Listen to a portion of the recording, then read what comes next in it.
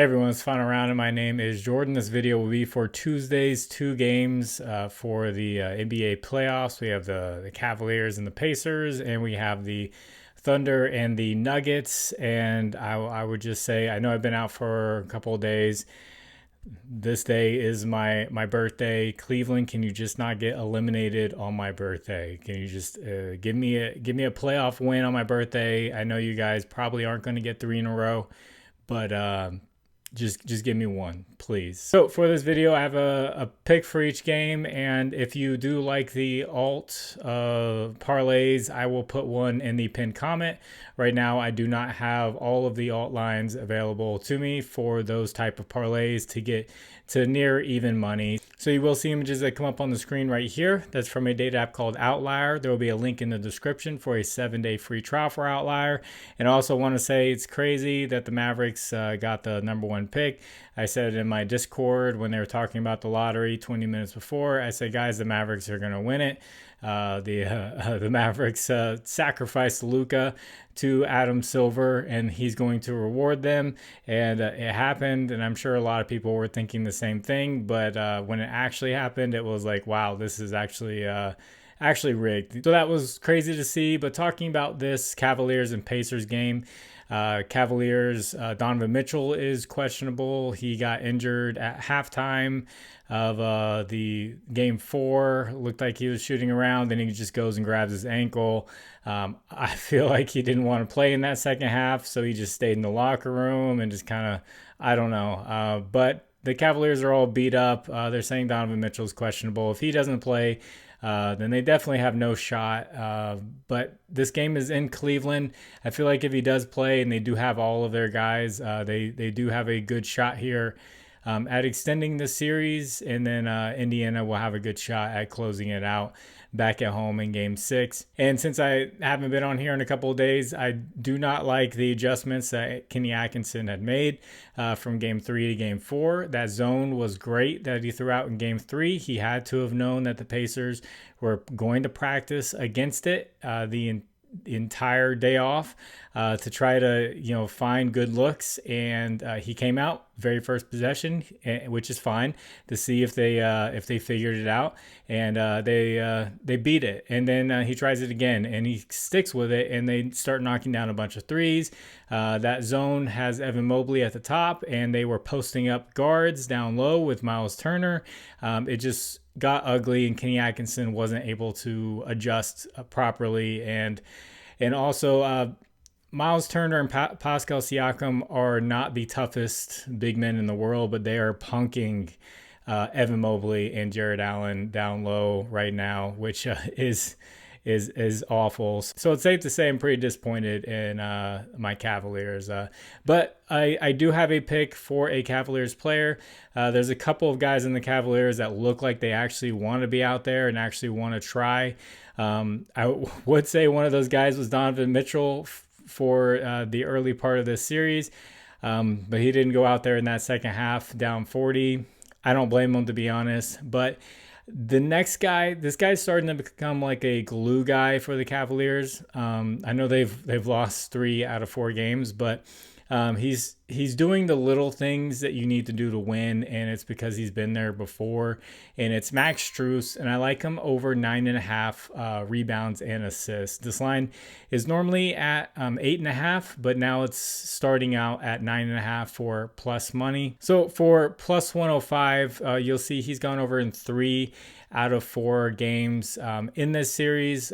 He's like becoming the Timu Josh Hart, pretty much, with a better 3-point shot than Josh Hart. If Donovan Mitchell is ruled out, I do like his PRA because he will get a lot more shots up. He was scoring in the 20s when Darius Garland wasn't there. He's doing a lot of things, a lot of good things for Cleveland. It's just the rest of the guys, they look shell-shocked right now. So if I move down here on Outlier, you'll see his minutes. That last game was the blowout. Where 40-point blowout at halftime. He only played 22 minutes in that game, and he still came up just 1 short. So if he plays his normal 30-plus minutes, he's more than likely going over this in 4 out of 4 games in this series. So with a Game 5, backs to the wall, at home, I like Max Strus to continue to be that leader that the Cavaliers desperately need. To go out, fight to get rebounds, set guys up for assist, because right now Darius Garland's losing his handle. He's not able to get assists. Donovan Mitchell is getting beat up every time he drives to the rim. He finds himself on the ground. Max Strus is getting those assists, and he's fighting for rebounds when guys like Evan Mobley are getting boxed out by guards and stuff like that. So if you guys could, please like the video. If you haven't, please subscribe to the channel. If you have a little bit of extra time, could you leave a comment for the algorithm? You just say anything. You say happy birthday. That'd be nice. I appreciate it. And if you want to get away from Prizepicks, try out some other apps with more options, dynamic payouts.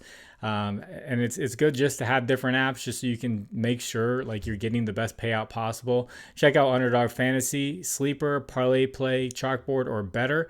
Underdog's matching your first deposit up to $1,000. The rest are doing it up to $100. Promo code is fine around 11. Links are in the description. That'll take you straight there. And this next guy is a guy from the Thunder and the Nuggets series. Probably the first time I'm taking a guy who's on the road team. I've been taking a lot of the home team guys, but this guy has been just huge for the Nuggets, and you probably know who I'm talking about, but I like Aaron Gordon over 25.5 points, rebounds, and assists at -125. He's gone over in 3 out of 4 games. The one he did not go over was when the Thunder just absolutely crushed them and blew them out. So I know they won in game 1 where he hit that big shot. They got blown out.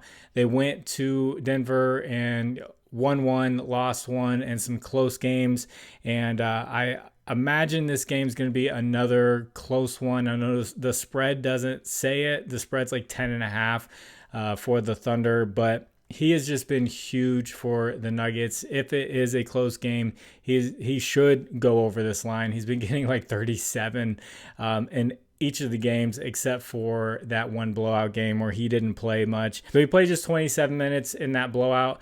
All the other games he's playing 38 plus minutes, just doing all the right things in big moments.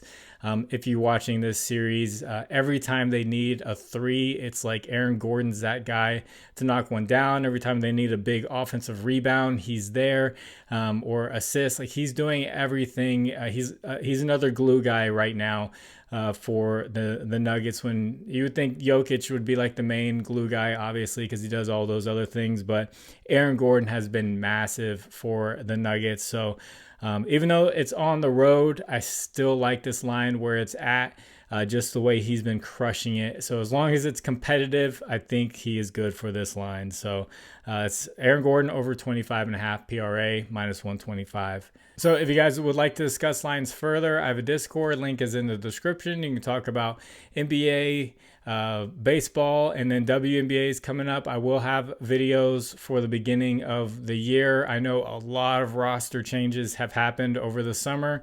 I know we have a big rookie coming in, Paige Beckers, and we'll have to learn some of the other rookies that came in as they play and see what kind of roles that they got.